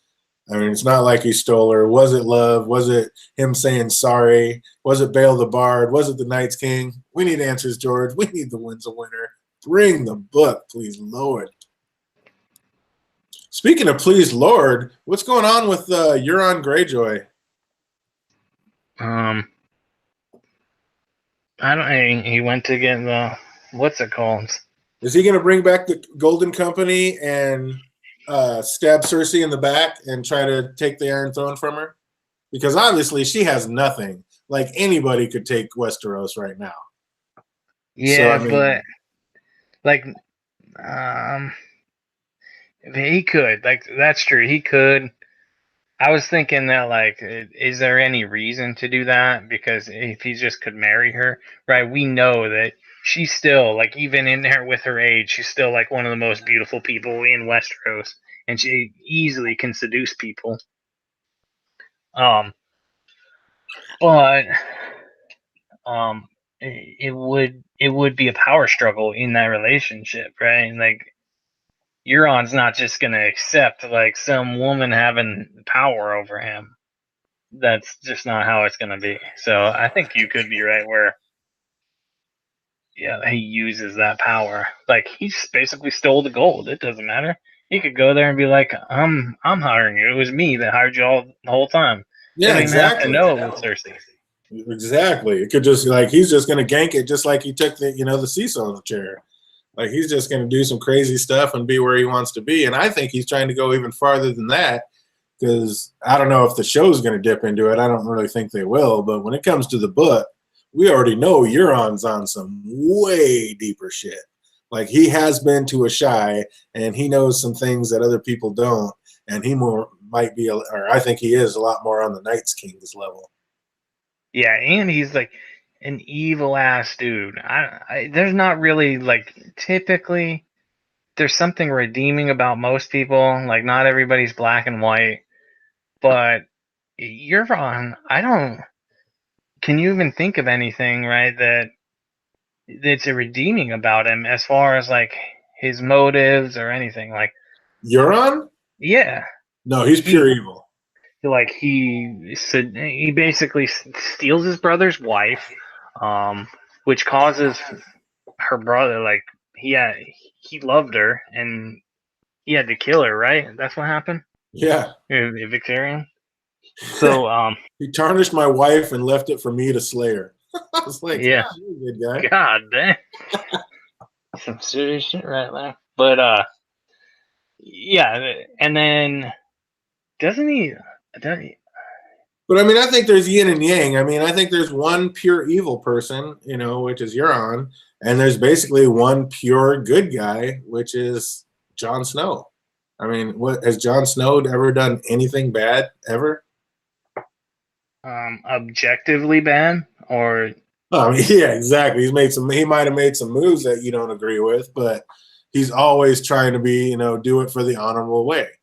And he said, when he was talking to Master Amon, he's like, oh, well, what is honor compared to the touch of, the love of a wife or the touch of your son, or, he's like, what man would be able to make that choice? And he's like, my dad would. And then he's like, your father is one in a million. but his dad really, and the irony is his dad really can't, It right? couldn't. Well, the irony on top of the irony would be that his real dad is Rhaegar, which is another Targaryen, which is what Aemon is. So I think Yeah. Aemon might know the truth of all that. I think Aemon might know what's up. I'm damn positive Ben Stark knew what was up. Benjen Stark knew what was up. I yeah. Okay, here's something that as of right now is subjectively bad that he Oh, chose. wait. John, we got Bridgeforth saying John was a bully when he first came to the wall. John wasn't a bully. He just got someplace new and he was letting them know, hey, I'm here. Don't mess with me. That wasn't being a bully, but he wasn't going to stand there and get beat down. Alistair Thorne was throwing man after him, and John was already irritated about the situation. And he's like, hey, this is a good place to release a little anger. But I wouldn't say Wait, he was being a bully.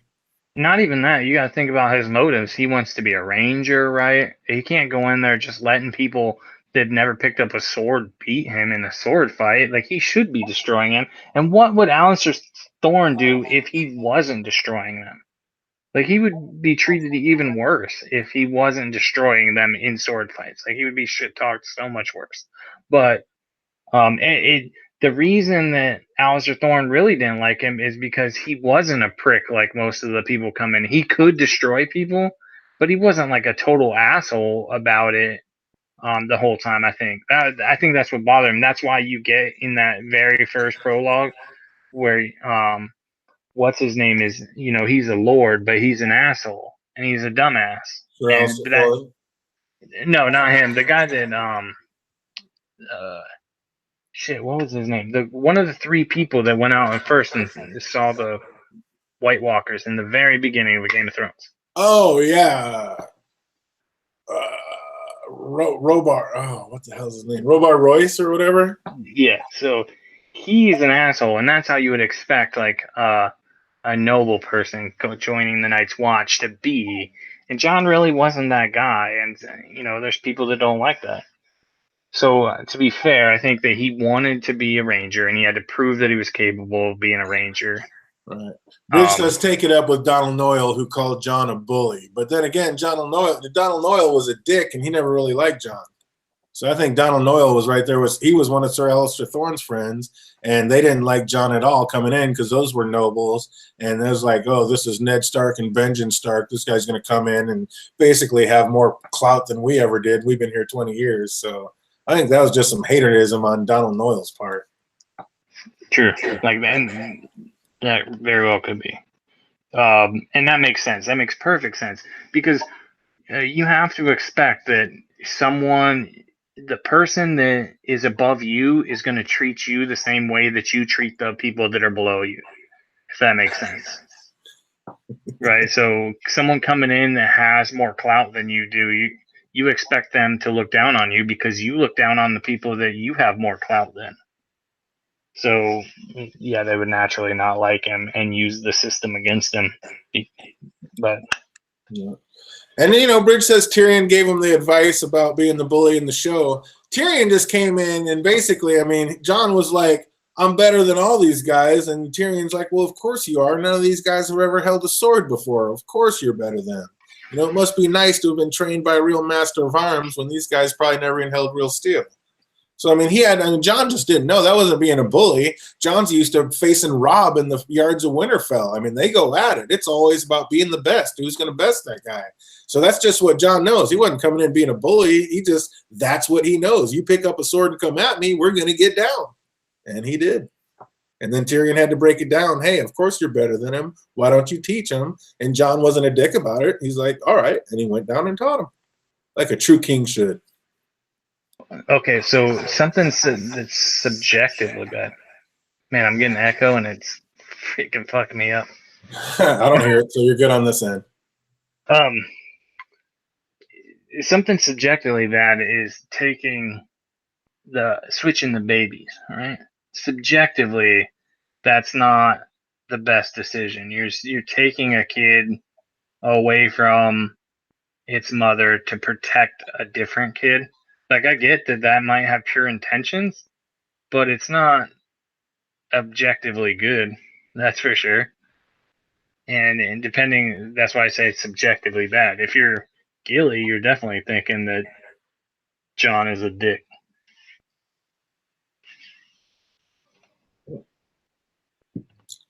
Yeah. I'm sitting here still reading Bridge. I still have to disagree. I think there's a big difference between bullying and kind of showing people where you are. When you're the new kid in town, you got to, basically you got to find your spot on the totem pole. And I just think that's what he was doing. I don't think he was going in, like you just said, he wasn't being malicious. Being a bully is malicious. You're going in being mean. You're purposely beating down somebody weaker than you and keep doing it. John wasn't going in trying to beat up people because he could. John was just letting everybody know, when you come at me with a sword, I'm going to win, and he did. I don't think that's being malicious. But yeah. John was being malicious and a bully when he knocked the shit out of Iron Emmett when he came up, and he's like, do you not understand the word yield? Because he just blacked out and knocked his ass out. That was being a bully. I'll give you that. He wasn't doing that to be mean to him, was he? No, he was doing it because he was mad at something else. And basically lost his shit. Yeah, he was mad about something else. Yeah, it wasn't at him. He just blacked out and let it come. I wish he would have done that against Mance at one time because, yeah, Mance has to be Arthur Dayne. No way Mance is that good. Even though, and Mance has got to be a pimp with a sword because any king beyond the wall has got to be able to beat all these other great warriors of all these other clans to be able to unite them. So he had to beat a lot of stars to be able to for them to call him king. So you already know he's a badass. Mance is Arthur Dayne, confirmed. Where did Asha go? When Theon had to go save Asha, where was Asha at? When? Or Yara, I guess I got Yara. Okay. Yasha. Yeah, Yasha. I was like, what am I talking? Where are you talking about? I call her. Yeah. She's Yara captured, right? She's captured by Euron. She got captured by Euron but then Theon was going to save her, and Euron had already come back and gave. She got captured with the two sand snakes. Now the sand snakes got put in the pit, but where is Yara at? Yeah, she's probably down there too. Think. Euron gave the sand snakes to Cersei as a prize for what the sand snakes did to Cersei's daughter. So Cersei doesn't give two craps about Yara. So I don't think Euron would have gave his cousin to Cersei for just no reason. So he has to have her somewhere. Theon is going to save her. I'm just wondering. We already know, Euron's been to King's Landing and back. He was at the Dragon Pit for the big meeting. He went to go get the Golden Company. Where the hell is Yara at? Yeah, maybe she's at Pike. You think he took her back to Pike? Yeah, well, I mean, if you want a place for you, or is she in the Black Cells? Like, where would he have access to her when he wants? Because remember, it wasn't as much in the show, but remember how much shit she was talking to him in the book right before the King's moot? And Right. everybody was worried about it because they're like, fuck, nobody talks to him like that. Like, even. But then she bounced and she got out. She wasn't even worried about nothing. She's like, I ain't afraid of you. She got in her ship and was like, she left her ships in a place she could get out just because she knew she was going to go and talking shit.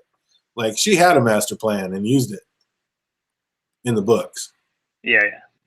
But that's not how it worked out at all in the show. So I'm wondering, like I said, we saw what happened with the Sand Snakes. We have no idea what's going on with Yara. We just know Theon was going to try to save her. Where's he going? Because, Euron's already been back to the Dragon's Pits and been there, and Theon was there. Where is Yara? They just kind of glossed over that. I think they just didn't want to tell us at the moment. Maybe it's significant. It's a big secret.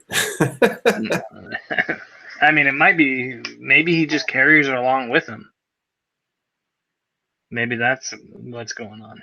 You just kind of like in The Forsaken, she's just chained to the bottom of his hull in one of his ships. Yep. That'd be kind of gnarly. Does she make a reappearance in season 8, or are they just going to drop her storyline? No, because it doesn't. He says he's going to go find her, right? That's specifically said that he's going to go get her. Yeah, so absolutely.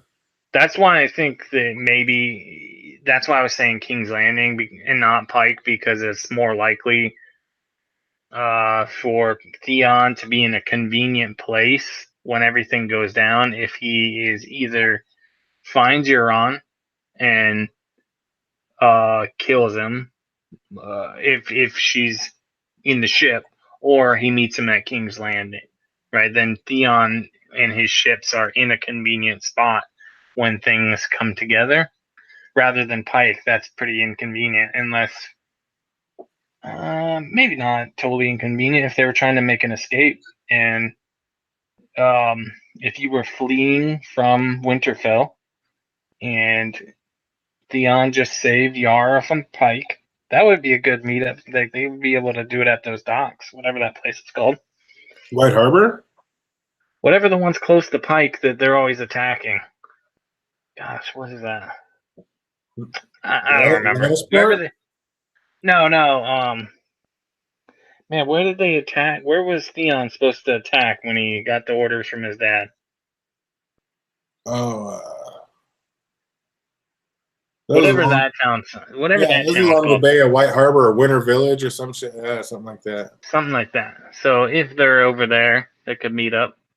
You think maybe Bran's dream hasn't come true yet, and they take that one and flip it back around, and Theon's actually the one that comes up over the wall, like that ocean comes to Winterfell, and Theon ends up bringing a bunch of people to come save him and help battle against the White Walkers? Kind of like Theon was the one who basically ruined Winterfell when he went in and tried to take it. So is he going to be the one that comes back in and saves it at the last second when the White Walkers have come through the wall? That would be cool. That would be a cool redemption. And they do like to use the same story over and over again, or the same prophecy in more than one situation. So that would be legit, and you could interpret it that way. So I definitely can't say no to that. And Yeah, I think it's for sure plausible. That would be like a cool thing. That would be I like, think that'd damn, be hella tight. yeah, like damn, that prophecy came true twice. It was like what he was thinking. It wasn't when he lost it. It's when he came back over the wall with them to save them all from basically the White Walker attack. That'd And be a then, great one. and maybe that's why Jojen saw it in such a weird way, because it does happen twice, and that's the only way it could be explained as happening twice. Like he sees it as one event, but he describes it in a way that is unspecific enough that it applies to two events, whereas he knows how he's going to die, right? So clearly some things he can see more clearly. Yep, So something that's going to happen twice in different ways, it would be more foggy. It wouldn't look the same. absolutely. I like that. I like that. So that's how Theon comes back around. He's going to come back and save Winterfell from the Night's King. Bring it all back around. There's no way it's going to happen, but I just want to know what the hell's going on with Yara. Does she get saved, and do the two of them come back to Winterfell to basically help out and save it? Do you think Anguy? There's any way Anguy makes a return? We need a master boatman with all these whites flowing through the doors. Do we get an Anguy? Do we get an Anguy sighting? Not in the show, because there's only you would think that the Brotherhood would have brought all their people up with Thoros and what's his name? And basically, the only two we have left from them are Beric himself and oh boy. Yeah. Um, So yeah, if he was there, he would have been there to go north of the wall, I think. Unless they saw something else in the flames and he went somewhere else. Yeah, I was hyped. I even put that in one of my things. It's like, where the hell is Anguy? How are they just going to drop him? He left the Brotherhood in the books, though, so I don't know if we'll see him in the books either. Yeah, that's terrible. It's like, dude, if I'm going to be battling this many whites, I want my – he's basically Machine Gun Kelly up there with them arrows. It's like, dude, I want you right by my side in this battle. Yeah.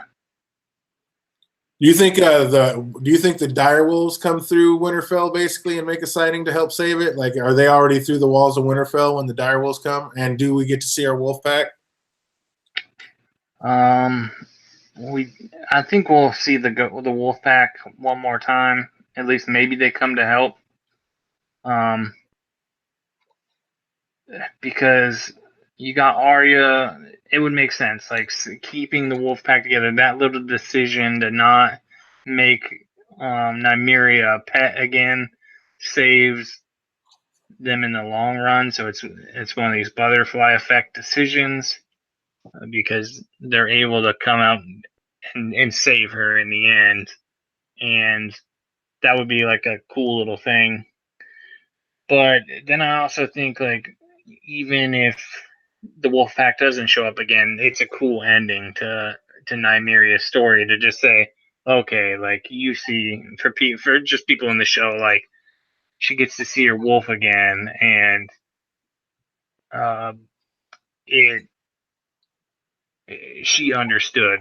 She understood, even though she loved, like she felt like this wolf was a part of her. She understood how Ned felt by teaching Arya sword work and stuff, is because Ned realized that she wasn't going to be the perfect lady, like, and he wanted her to be herself, and so she kind of gets that. You kind of get that resolution in that situation where she has grown and she understands like the people that you love, you're going to do things that you don't necessarily think you wouldn't want to do, but you think is best for them. And so that would kind of be a cool ending if it does happen. But based on the significance in the book of the wolf pack and stuff, I don't think that's it. I think they'll come through one more time. That's it. Bridgeforth says he'd be surprised if Nymeria didn't trail Arya up north like she did for young Arya traveling in the Riverlands in the book. So he's definitely with it. They got to come up. Phoenix Rising says they will cap that storyline off, chop it off at the knees. Bran could warg Nymeria. You think that's going to happen?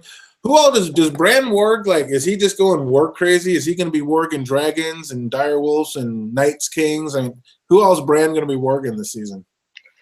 I think Bran's warging abilities are limited if the thing is already warged, right? Like if it's already attached to somebody, I think it's harder for him to warg that thing because it's a part of a conscious mind, right? Just like he can warg Hodor because he's always been able to warg Hodor. He messed up his brain, which makes him a simpleton, which allows him to warg him, theoretically speaking. But I think if an animal's already attached to another person's brain and you're already sharing those thoughts, I don't know that Bran could warg him like that. So you don't think Bran could even warg the Night's King? I don't think he could warg Nymeria, and I don't think that he could warg. Well, never mind. Doesn't he warg? No, that was damn it. That was John that did that. Never mind. Um, But why? I mean, Bran's supposed to be the most powerful Green Seer and warg of all time. Why wouldn't he be able to warg multiple things at the same time? he could. I think he could, but I think if something is already like has that link with somebody else, they share like brains, right? Like your thoughts and feelings are shared with that animal, and it becomes more like you, and you become more like it. So there's that meld there. So then warging a warg animal is like warging a person, which is limited. But now you're fighting two brains, right? Because you're Right. not only But fighting if those. he's so powerful, I don't think he'd have a problem with that. I think he'd be able to Hodor pretty much everybody. No, I don't think so. But I maybe. think I don't. I just don't think he could take over every human's brain. That's one of those time paradoxes where I think he could warg Hodor because he could always warg Hodor. He joined those timelines and warged across time, which allowed it to happen, and that's why he could warg Hodor. But then again, they did say like it's taboo to warg people, so that means that someone else has done it. So I'm wrong there, I think. Yeah, Bridge Force saying Bran sucked at warging. He kept almost drowning. You mean by drowning, staying in it too long? Staying in the warg too long under the sea? Because Bran, yeah, I thought he was. I mean, he was slipping in and out of things super easy. And yeah, Arya is a super powerful warg. Obviously, being able to warg Nymeria across continents, that's just amazing. So yeah, the Starks obviously have some super strong powers, which came from Bael the Bard, I'm guessing, and the Wildlings. What if? Yeah, what does he mean by drowning? Just like not being able to get out? That's what I didn't. I didn't understand. That's what I was asking. Was he talking about warging too long? If you stay under, you'll drown, or is it drown and fit? Yeah, I didn't. I didn't understand that. Yeah, I think that's what it means, which makes sense because he becomes like Jojen has to keep reminding like you're not an animal. Right. If you're gonna become this animal if you don't stop, and that's kind of like a training for his green seeing, I think. But I mean, when you have no legs and all of a sudden you can run like the wolves, I mean, you get it. Absolutely. I think that John and Arya finish each other's sentences throughout the inadvertently warging each other. Huh. John and Arya finish each other's sentences thoughts by inadvertently warging each other. That's classic. I like that. Okay, so for anybody that hasn't heard my tinfoil, we talked about DJ's tinfoil. DJ kind of put this one in the head, and since we're Get it talking for a about second. warging, uh, um, DJ put this in because he thinks that Arya died, right? So she drank the poison, whatever, she's dead. And um, we know that she could warg across the continents or like across the narrow sea and from a very long distance. We also know that when a warg dies, they can send their mind into another animal. So, uh, my thought is that okay, let's say that she died where she drinks the poison and dies, but she warps herself into Nymeria in this time, like as this happens, and she becomes part of the wolf, right?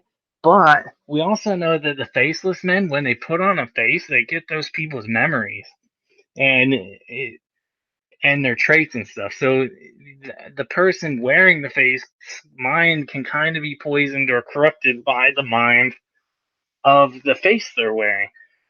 And so if Arya is warged into Nymeria after death and someone puts on her face to become her, then she is able to take back control of her body when she dies. Or when someone tries to put on her face to pretend to be her. And so she kind of is gonna get this split personality thing, or she that's somehow how she survives or maintains herself, is because Nymeria, the Nymeria Arya hybrid, is actually like saving Arya from true death because they are powerful enough to take back over the mind of the person that puts on her face. And that's my crazy tinfoil. I think that's my only real one that's like super tinfoily that I think is legit. That's some super tinfoil. That's awesome. So Arya's not really dead. She's just being keeping alive by her wolf that's half warped into her. She's dead, but not dead. Just she's able to take back over, like the waif kills her, or if the waif kills her and then wears her face, she can like take over the waif now because of that warging ability, right? So because putting on the face does something to the mind. It's like warging the mind as it is. You're kind of warging the person. You're getting their kind of feelings as you put on their face. You understand their history and all that good stuff. So by putting on that face, you open your mind up to that virus of the warg and Arya's spirit inside Nymeria. Really? That's super tinfoil. Oh yeah. Reddish Fox says, why didn't Arya warg into Nymeria more when she was traveling? Like when she was traveling, on this side of Westeros, it seems like we never heard about her warging. But then all of a sudden, I mean, was it the Faceless Man training that was opening up her third eye, or why was she able to warg once she got across the continent or across the water? Maybe it's like a mutual link. So it's almost like when you call me on Hangouts, I gotta accept the call, right? And Yeah, but as Hodor never accepted any calls. but he kind of did. He didn't have the ability to resist it because he was always he got broken in that timeline, right? So he couldn't resist it. He got that virus implanted in him before he even realized that could happen, and so that made it always be able to happen. But what if in that time where Arya's across and they're trying to tell her to forget herself, that she is not these things, who she is, Nymeria is kind of there to remind her who she is. And that's what makes that connection stronger, is Nymeria is like not letting her fall into that. She finally accepted the call and was like, all right, you need me now. I'm here for you. Huh. You think, speaking of here for you, is Mira going to come back in, and does Howland Reed make another appearance in season 8? Oh yeah, I think Mira left for a reason, and dang. So she left for a reason. I think Howland Reed has to come into play later on. Like he's important, and Hurley Brand dismissing her, it was kind of cold, but maybe that was something that needed to happen. I don't know. Maybe he saw that needed to happen, or maybe he's just a dick now. I don't know. You'd think he would know, and maybe is that it? Mira had to get out of there before he got to that point that realized what and who she really is. Sorry, I was reading the chat. What was that again? I was just saying, did Mira figure out that she needed to get out of there before Bran got to the point in the story that figured out who Mira Reed truly was? There you go. Yeah, but he had no reason to look at it. Yeah. Well, I guess if you go back, to John's, and then that kind of makes you question things, like that might make you. Yeah, it might make you question like who people actually are. So maybe he would go back, but he has to go back and look at it. He has to have a reason to go back to a specific time to get it. But maybe she was worried. I don't know. Well, maybe just his human part kicks in for 2 seconds, and he's like, "Oh, where's my one only friend in the world, Mira at? I wonder." And then looks back through the mirror analogs, and it's like, "Holy shit!" And who is she really? Throw it out there. Maybe it wasn't Aegon that Varys saved, but it was the female that he saved. Just like he said, all the Blackfire men are dead. Well, that just makes you think that the Blackfire women are still alive. So in that same scenario, Varys didn't save Aegon; he actually saved his sister, and that's the sister. And when Ned came back from Starfell, he had to stop in King's Landing for supplies, and Varys came down and like, "Hey, I made this baby swap. Here's the girl. Get her out of here and give her a better life." And so basically, Howland Reed's with her, and he's like, "Well, you're already taking Jon. I'll take her and I'll raise her." So that's actually Aegon's daughter, is Mira Reed. Boom. What? What'd he say? Oh. And actually that whole Fagon situation where you hear, he got brought up with the small folk and learned how to sew his own nets and fish and catch his own stuff. Is like, actually, that's all switched over to Mira. It's like, that's going to be the Mira story. Mira's Fagon. They just switched it on you. There you go. And why is she such a badass? That's why she's a badass, because she's really, Mira's a Targaryen. Everybody, we should We just make found like another secret Targ. Oh my god. no. Here's what we one of our streams. We need to just name it. Everybody's the Targaryen, and we will just pick out random people and DJ. We'll go from the chat, and the chat will throw out somebody, and DJ will explain how they are a secret Targaryen. Blackfire's included. I We're can going by wrap my most of them. definition. But one day we'll have a stream, and we'll do that. Everybody's a secret Targaryen, and DJ's just gonna make up fucking theories on how they're all Targaryens. I'll help a little bit where I can. It's real. That's the whole truth behind this story is what? They were all Targaryens. You didn't even know. Oh, I still think that in the show, Sansa's literal scars from Ramsay. Is Sansa going to get remarried this year? Maybe not. Maybe not remarried. Maybe she just hooks back up with Tyrion. I have a son, you have a daughter thing that Robert said to Ned down in the crypts, and then it was supposed to be Sansa and Joffrey, and then I did one of my double meaning videos, and I was saying that it was actually going to be Gendry and Arya. What if it really does end up being Gendry and Sansa? A little mix up. Oh man, I have a son, you have a daughter, boom. Arya would be so pissed. You think so? Oh yeah, I think so. She has a thing for Gendry. Gendry. What if Arya's gay? What if Arya's a lesbian? That's why when Ned said he was going, "Oh, someday you'll marry a lord and have little lordlings," and she looked him right in his eye and was like, "No, that's not me. That's not for me." And she got right back up and went to her sword training. So that tells me she's like, "No, man, I ain't having no family and kids. I'm a lesbian. I'm about to get down with these other chicks." It's like, there's this hot little actress over here across the water. I'm like, she saved me. Yeah, I don't know. I don't know if like the little girl would be thinking about that at that point, but